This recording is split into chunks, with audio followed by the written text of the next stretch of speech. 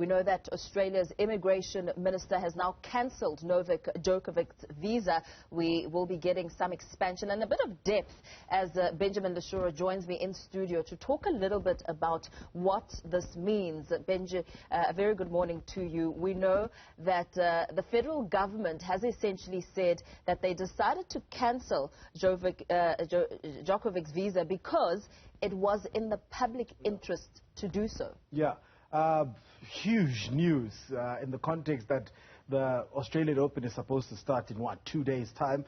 And we've been waiting the entire week for Alex Hawke, the Immigration Minister from Australia, to have word after Judge Kelly earlier in the week said, okay, the earlier decision to cancel the visa or revoke his visa, whatever you want to call it, was a bit harsh on Djokovic, if I can put it like that. So he said, okay, he can remain in the country. Now, it was up to the minister, the immigration minister, who still had the powers to revoke the visa, to say, it's in the public interests of Australians to not have Novak Djokovic in the country unvaccinated. There's been a whole lot of evidence that comes up against Djokovic, I must say. And part of the statement here released by Alex Hawke says, today I exercise my power under Section 133 pardon me, of the Migration Act to cancel the visa held by Mr. Novak Djokovic on health and good order grounds on the basis that it was in the public interest to do so. The reason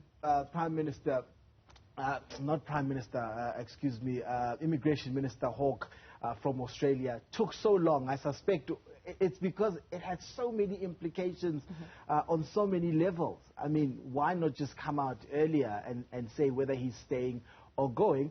Because Djokovic has been, this week at the very least, a polarizing figure. It's been divided right down the middle. The tennis community, just let him play. He's here. He's world number one. But the Australian citizens, a lot of Australian citizens have actually said, no, we've vaccinated, and all non-Australians who are coming into the country have to produce proof of vaccination and the 2 jabs that they would need for the likes of Pfizer. And that was an important consideration, the health and the safety of other Australians because of Djokovic's refusal. Do we know whether or not he's spoken about why he chooses to stand with this statement that he will not vaccinate and he's happy to continue without it? You know what? He's known as an anti-vax. He's even earned the nickname Novak Djokovic. But he says, according to the papers filed to apply for the exemption to get into Australia without providing proof of vaccination, is that he had tested positive for COVID-19 on the 16th of December. That was in the papers filed by his team. But now the problem came when there was evidence of him having attended events after having tested positive. And it emerged later that he knowingly attended events. He had an interview with French publication L'Equipe, unmasked and everything, while knowing that he had tested positive on the 16th of December. He was at another event on the 25th of December, despite the Serbian laws requiring 14 days of quarantine. So he was at an event in Belgrade. So there's just a lot of things that came up against Djokovic. The likes of Nadal spoke out and said he made his bed, let him lie in it. Yesterday, Stefanos Tsitsipas came out and said Djokovic seems to be playing by his own rules. And this now made it awkward for even Tennis Australia, who are organizing the tournament, to say if he wins, what happens if Djokovic wins this tournament when players are already feeling like he's got an unfair advantage already over them in a lot of things. But right now, we are actually joined by a tennis expert, analyst. Bruce Davidson is joining us right now via Zoom line. Bruce, it's been 1 week. I mean, I don't remember when tennis became such headline news, not only for sport, but generally for news. Yeah, this has been an incredible turn of events, and this breaking news this morning has had huge ramifications on the Australian Open, on the way things are structured with sport in tennis and other sports when it comes to being vaccinated before play. And, Djokovic knew that this news was imminent. He was scheduled for a 2-hour practice yesterday. 30 minutes into that 2-hour practice, Jeff Pitzer confirmed with me that he was watching the practice action. And his coach went up to him and showed him a phone. There was obviously a message that came through, and Djokovic left the court immediately. He never does that. So he knew that this might happen. And obviously this is very important for Djokovic to sort out, because it means he's got a 3-year ban on travelling to Australia. He can't play the Australian Open for 3 years. And I have got inside information that his lawyers have already launched an appeal, and that he wants to hear, they want the hearing this weekend, so that if he has a chance of playing, he can play on Monday. Is that breaking news, Bruce? Is that breaking news that you've got insight that his lawyers have filed an appeal and it's set for hearing this weekend? It's not over yet. We knew that he had a chance. He could still go with further litigation, but can you confirm that the papers have been filed already? Papers have been filed, but whether it's been accepted or not is another story, because normally the appeal would only be heard in the new business week, and that would be too late for him, because the play starts on Monday morning. So it's got to be heard before that play. I've also been told that a player, Andrei Rublev, who is one of the seeded players in the draw, has been informed that he must be ready to take on Novak Djokovic's spot in the draw, which is a Grand Slam rule, and then Andrei Rublev's spot would be taken by a lucky loser.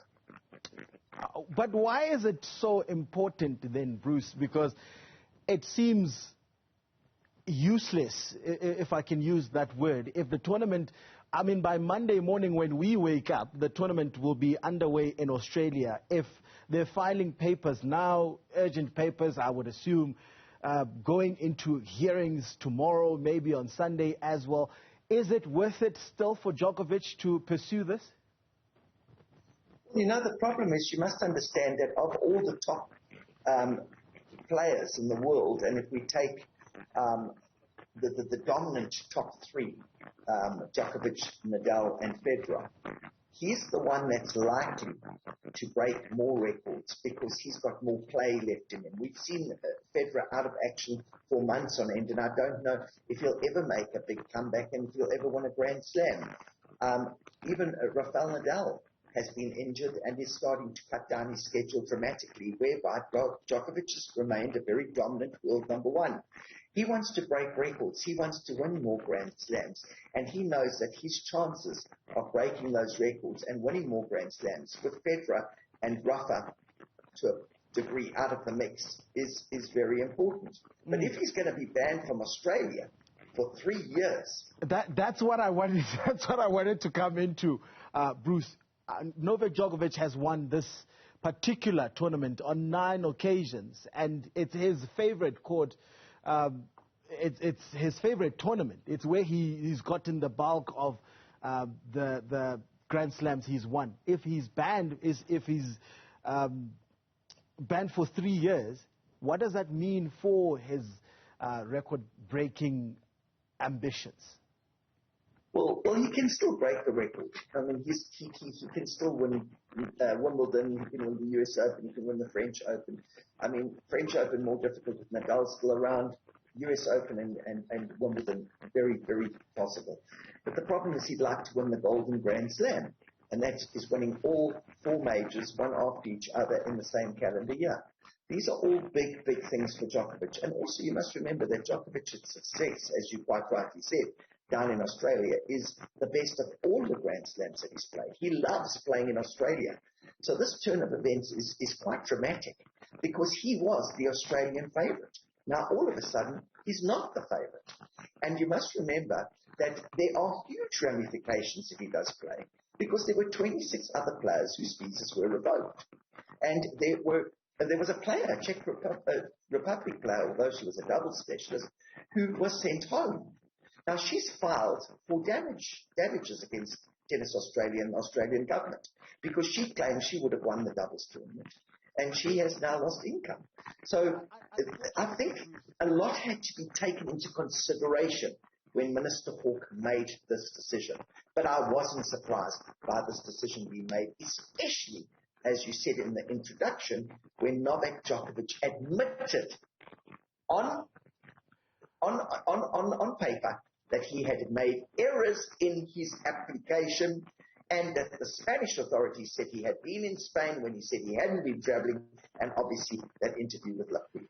Okay, Bruce, unfortunately we have to leave it here. It's been an awkward week for a whole lot of people in Australia for Djokovic, and it's been an interesting one, dramatic one for all of us as tennis fans, and not even tennis fans, everyone. Yeah, absolutely. And this is really a story that we will continue to build up on and get more reaction. Yeah. It will be interesting to find out how much the legal aspect can perhaps assist or not assist in this regard. Of course, a story that we continue to monitor. Benjamin Bashura wrapping it up there.